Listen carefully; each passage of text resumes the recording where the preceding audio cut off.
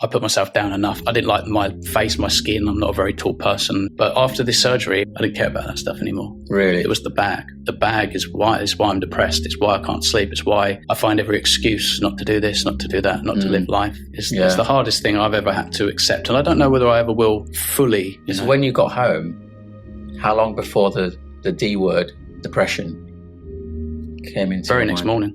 Really, pretty much when I woke up, I freshened up, I sorted myself out, and then walked downstairs to just live my day. Yeah. And it was the quiet and then the loudness of me in the background. And this obvious thing that changed. Silence, I think they call it. Yeah. It's funny because your mum and dad are happy that you're back home, and people that care about you, even certain friends, they're happy that you're home and that you're okay. But it's quite difficult to reflect that back, almost in a considerate way. In a considerate way, I had to put on fake smiles, and sometimes I even thought, wipe that off your face, that you can't look like that. You know what I mean? Like your expression, your body language. You almost feel like you owe people a smile for the effort that they have taken to be happy for you. Yes, exactly. I felt guilty. I think I've obviously been quite an empathetic person. Yeah. Of course, but it doesn't help you. I was trying to appear like I was okay. Yeah, happy to be alive.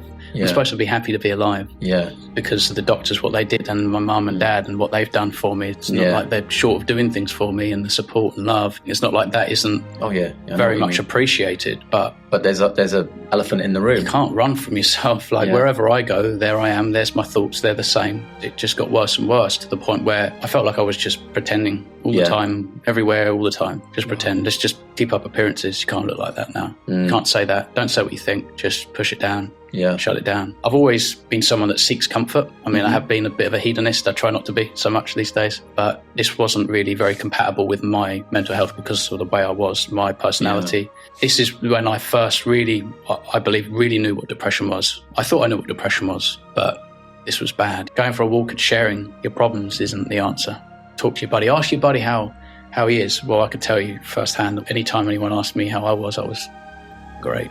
You know, I'm not great. I'm bad. It doesn't get much worse. In fact, some of the things I'm thinking about, it don't get worse than that. I'm thinking about not being tomorrow. I don't know. Maybe so I used to get home from work and freeze at the porchway. I didn't know what I was going to do. And maybe I was paralyzed because I was quite scared about what I might do. And this is the whole reason why I went carnivore. The first 30 days was just a challenge. BBBE, let's find out, see if I get an answer. After 3 weeks, my depression was gone. Morning. For me, this is hard not to share, and I'm going to try and do it without sounding preachy. I wouldn't push anything on anybody, but I just feel like it's just worth sharing because it's unbelievable. It's a genuine moment where I'm talking to my phone in my van, which is something I would never do. I would do that more so now I've got a YouTube channel for, say, an update or something that could be quite useful. But my brain, it's like it woke up out of a coma that day, and someone else just like put this different lens over my eyes, and I could see in high definition now. But I could see things that I'd never seen before. The inertia in people, the old version of me in other people. So you were seeing the world with a completely different attitude, mental health, 100%. Clarity. That's your foundation, I think, your diet and lifestyle. And everything else seems to follow. You know? Always. Knowing that you've got to have this part of you removed. It was overnight, I said, we've got to take it out. For other people facing that and being, mentally distraught, is there anything you can say to help them mentally fight what's going through as someone who's been there? I would say you're not alone, number one. So don't think you're alone. Don't think that, why me? There's millions out there just like us. So you're not alone. Second of all, life isn't over. You can still live a long, healthy life. If you're about to lose your gut, the positive side is that it's not your heart or your liver or your brain, right? It's not completely vital. You can get by. And time and being pragmatic with your thoughts is essentially all you really have. But that's okay, what doesn't kill you does make you stronger. And we're pretty incredible beings.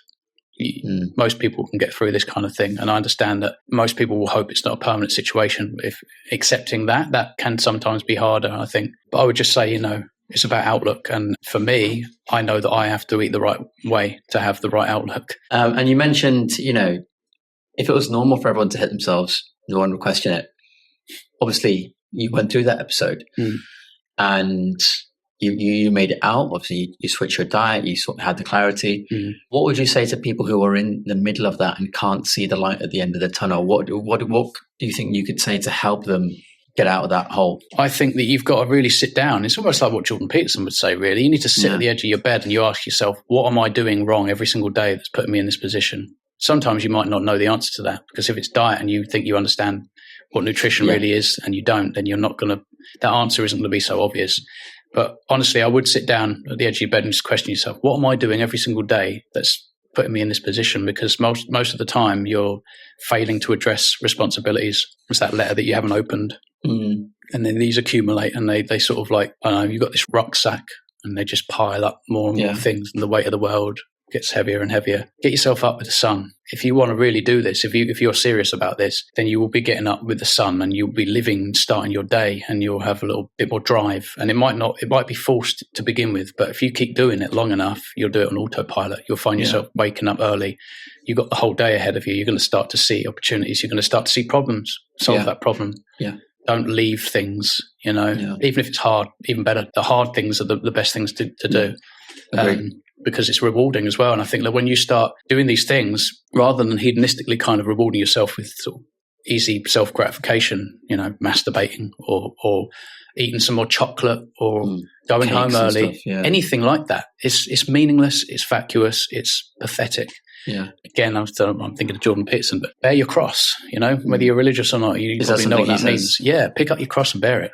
Okay. You might have the adventure of your lifetime. That's the sort of thing that I would take from Jordan Peterson. It's so true. It's so true. In terms of the behavioural aspect, forgetting diet, that's what you need to do. It's the opposite of what you think. Don't stop. Don't go home early. Don't shy away. Don't just exist in a little box, play video games, watch another video. Stop all of that. Get up with the sunrise. You can go for a walk, great. Yeah. But get up with the sunrise and you'll start to see problems that need solving. Solve them. Don't just let them accumulate. Start emptying the bag. Yeah, stress and move forward. Yeah, with courage. It takes courage. It's not easy. It's not going to be easy. And anyone in a position where they're really in a dark place and they feel trapped, they could hear their favorite person in the world talk about do this, do that, and it's still like climbing Mount Everest. Yeah, it's so difficult. If you haven't washed, take a shower, get up with the sun. You might be surprised. And go from there. But if you've come across this and you're seeing us speak, then diet. You definitely need to look into your diet. And I think that nutritional ketosis is certainly the most therapeutic and effective way of treating mental conditions, no matter what it is. I agree. That's my reason. Like the thought of deviate, I don't want to be depressed anymore. No. I'm not interested. I would never deviate after what I've done. Birthday cake? Nah. Yeah. No thanks. Not interested. And what about your personal life? Any potential goals you want to reach? Because obviously you were in a period where you couldn't have envisaged. You're in a relationship with Lucy now. You're here talking to me. I think you've achieved so much coming from where you were to now. Yeah. Anything else you want to go, beyond this? That's a tough question, actually. I guess nothing obvious. I'm really thinking. Yeah. To continue to be grateful for what I have. Yeah. Amazing. And to not forget. To not forget what matters. Yeah. What you said essentially is don't forget that. Yeah. That's it. Yeah. Remember where you came from. Exactly. And obviously you have a YouTube channel, alluded to it already, Ken Carnivore. Yeah. Any goals for that? Where do you see that going? Obviously talking about your own personal health is one thing. Yeah. Do you have any plans for that at all? In terms of figures, not really. I suppose in the beginning you think like, I just want to reach as many people as possible. The goal hasn't really changed, despite the amount of subscribers I might have, despite, whether you have a good month in terms of views or a bad month. I think the goal really is just to be as accurate and helpful as possible. Yeah. But just to be genuine, to tell the truth, as far as I know, to be accurate and helpful, to help people. Yeah. Cool.